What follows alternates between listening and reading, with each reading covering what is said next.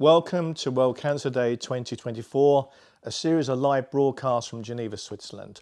My name is Cary Adams. I'm the CEO of the Union for International Cancer Control, based here in Geneva, and I'm with my team today who are the engine room behind World Cancer Day. Now, we're going out on multiple channels today, so I hope wherever you are in the world, you enjoy listening to some of the great people we've got lined up during this day. Now, Close the Care Gap has been the campaign for the last 3 years, and in that 3 years we've sought to raise the profile of how inequities affect your chances of surviving a cancer treatment around the world.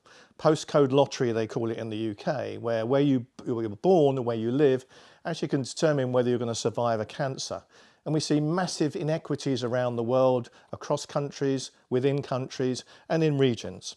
So we've tried to raise the issue globally over the last 2 years, and this year is a time for change in the tone, where we call on political leaders to make a difference, to make the decisions which will lead to less cancers within their country, but also better access to treatment and care, something which I think we all care passionately about.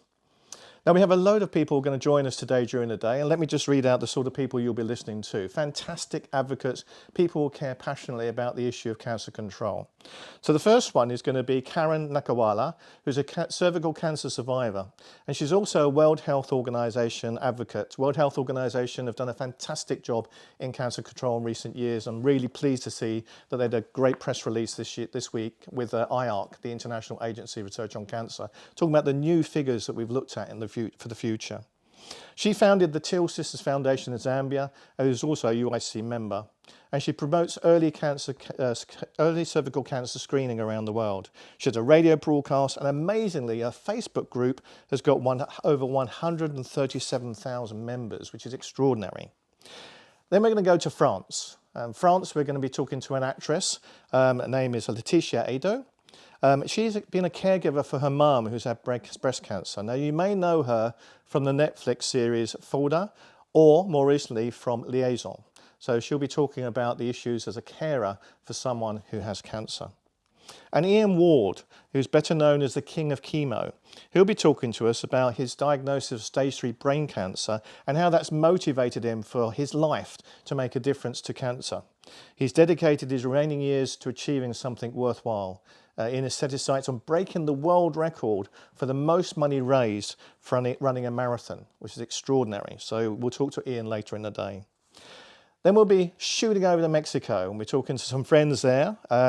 They've been uniting Mexico City by doing a run. Kenji Lopez, who's a UIC board member. Hello, Kenji. He's the founder of Cancer Warriors of Mexico Foundation, and he'll be joined with Paulina Tamayo, who's a certified nutritionist and ultra marathon runner, something which I haven't done yet in my life, and Aldo Ferrugia, who holds the Guinness record for running the fastest marathon blindfolded. 3 extraordinary people talking about what they're doing in Mexico City. And finally, we'll go to Dr. Sanjay Juneja. Okay, he is known as the Onc Doc, so medical oncologist and medical influencer from the USA, and he's been dedicating himself to advancing cancer care, education, and public engagement. Now, as you see, we're bringing in people from all around the world, and as I stand here, it's at 8:30, I think, or 9 o'clock in the morning in Geneva, you'll see that we've already had loads of events taking place in Australia, New Zealand, China, India, and of course Europe is opening up now. And later in the day, we'll see what's happening in the USA, Canada, and South America. Africa as well is exploding with activities, as it has done over the last couple of days, celebrating the fact that World Cancer Day is an opportunity for us to give hope to so many. Now, this is a live broadcast, and we expect you to interact if you can, so please send in questions on any of the online services available, and we'll try to answer them during the day, if not live. We're on Facebook, LinkedIn, Instagram, and YouTube. So, or you can go to the UIC website. The UIC website is full of great content about the issues of inequities. You can download a poster, you can put something on the wall of events if you're doing something around the globe, and you can also use it to share the work that you're doing so that others in the world can be inspired by how you're making the most of this wonderful day. And if you're going to do stuff on social media, please make sure you use the hashtags Close the Care Gap and World Cancer Day so we can see it and we can publicise it around the world. Now, I woke up very early this morning because I'm always very excited about World Cancer Day. And I got my phone and I started looking to see what was going on around the world. It's incredible. I'm so glad that people, individuals, organisations and companies are using this day to celebrate what we've achieved, but also to point out there's much to be done. Now, that much to be done has to be driven by political decisioning. We need heads of state, we need people who lead countries to put cancer control at the very heart of their health agenda.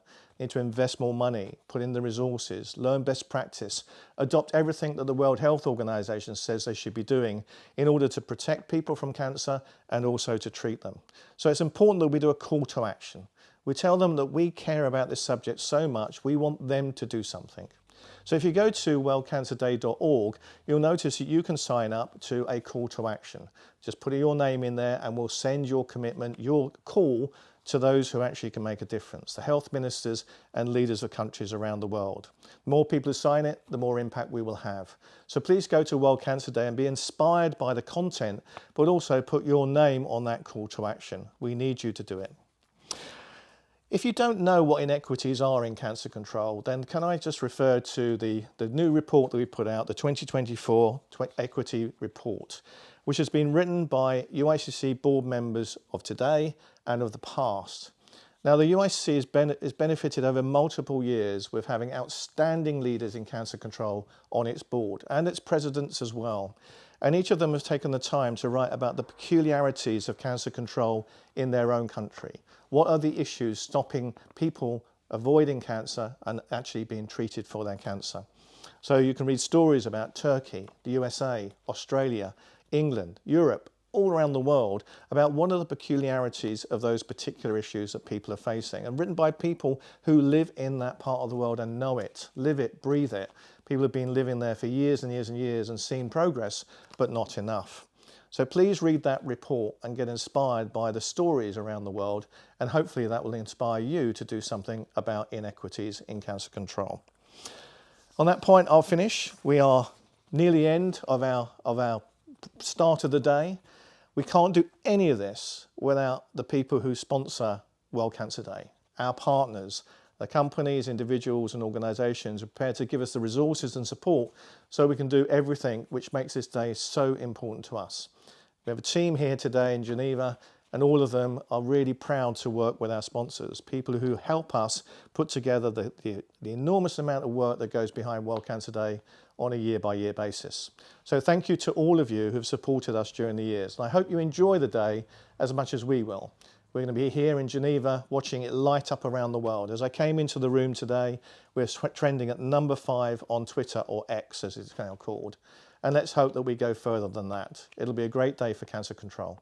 So enjoy your day, whatever you're doing. Let us know about the events that you're undertaking, and we'll make sure we put them onto the wall of events on worldcancerday.org. Have a great day.